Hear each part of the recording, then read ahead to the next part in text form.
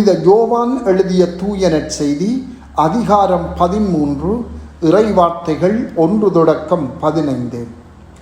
பாஸ்கா விழா தொடங்க இருந்தது.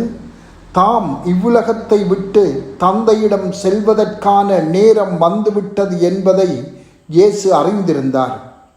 உலகில் வாழ்ந்த தமக்குரியோர் மேல் அன்பு கொண்டிருந்த அவர்கள் மேல் இறுதி வரையும் அன்பு செலுத்தினார்.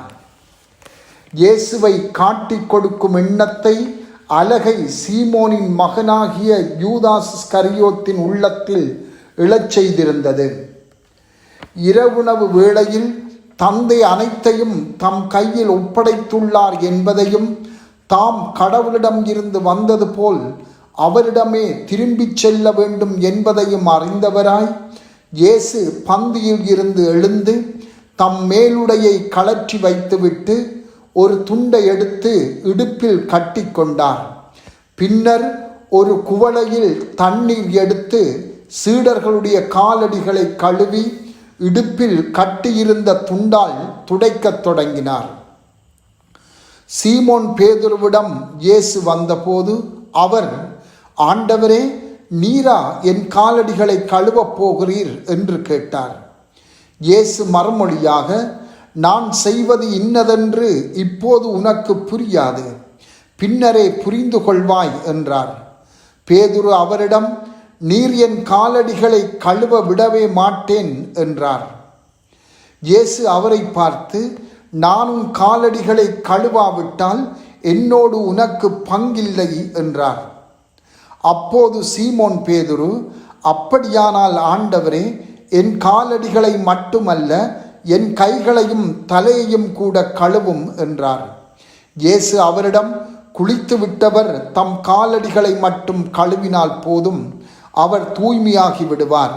நீங்களும் தூய்மையாயிருக்கிறீர்கள், ஆனாலும் அனைவரும் தூய்மையாயில்லை என்றார். தம்மை காட்டிக் கொடுப்பவன் எவனென்று அவருக்கு ஏற்கனவே தெரிந்திருந்தது. எனவேதான் உங்களுள் அனைவரும் தூய்மையாயில்லை என்றார். அவர்களுடைய காலடிகளை கழுவிய பின் இயேசு தம் மேலுடையை அணிந்து கொண்டு மீண்டும் பந்தியில் அமர்ந்து அவர்களிடம் கூறியது, நான் உங்களுக்கு செய்தது என்னவென்று உங்களுக்கு புரிந்ததா? நீங்கள் என்னை போதகர் என்றும் ஆண்டவர் என்றும் அழைக்கிறீர்கள்.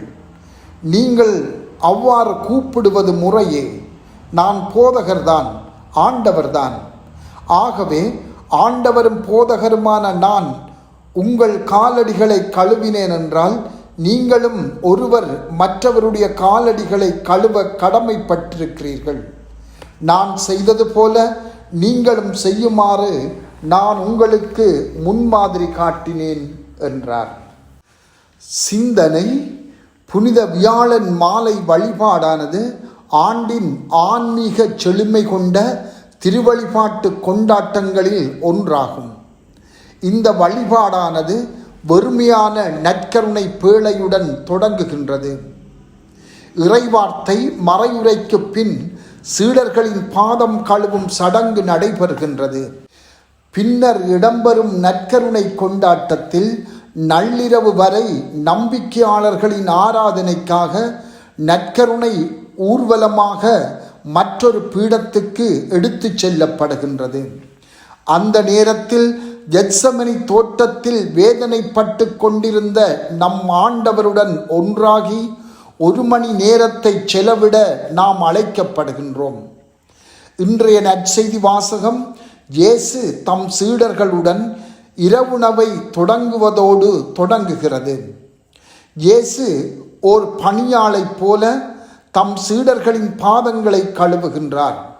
இச்செயல் சீடர்களை, குறிப்பாக பேதுருவை ஆச்சரியப்படுத்தினாலும், நான் உன் காலடிகளை கழுவாவிட்டால் என்னோடு உனக்கு பங்கில்லை என்று இயேசு கூறுகின்றார்.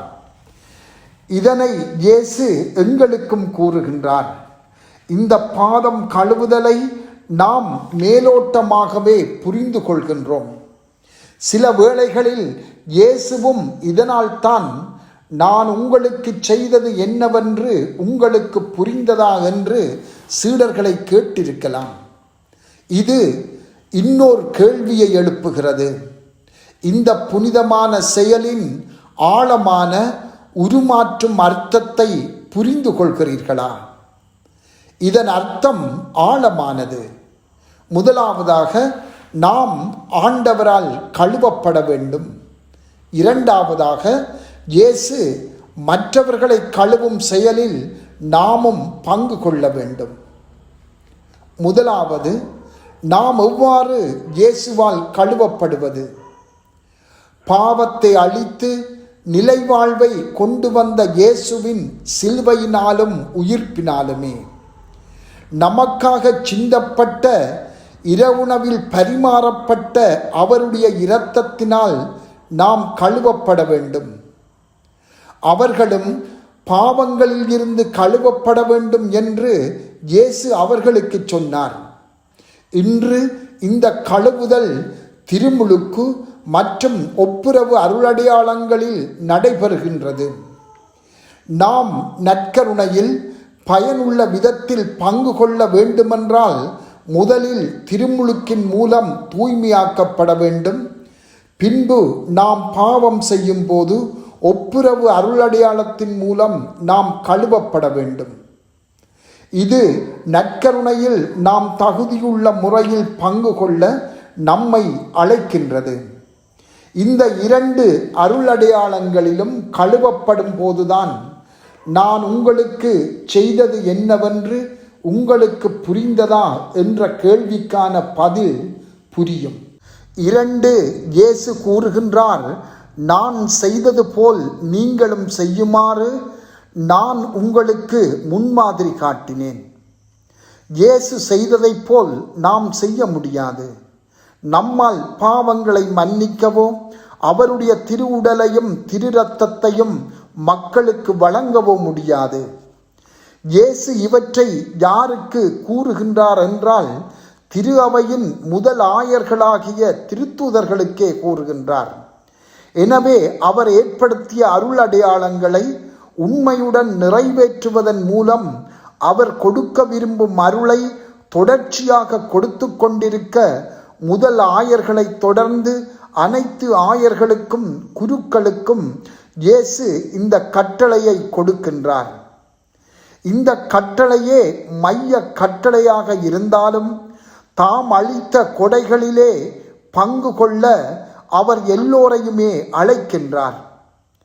நாம் பெற வேண்டிய தூய்மையாக்கலையும் உருமாற்றத்தையும் அவரே தர முடியும் என்றாலும் அவர் காட்டிய தியாக அன்பை நாம் ஒவ்வொருவரும் பின்பற்ற வேண்டுமென்று அவர் அழைக்கின்றார்.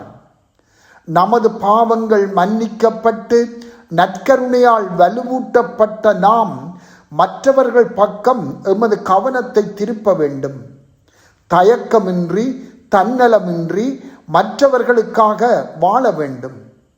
இதனை நாம் விரும்பியவர்களுக்கு மட்டுமல்ல, எல்லாருக்கும் கொடுக்க வேண்டும்.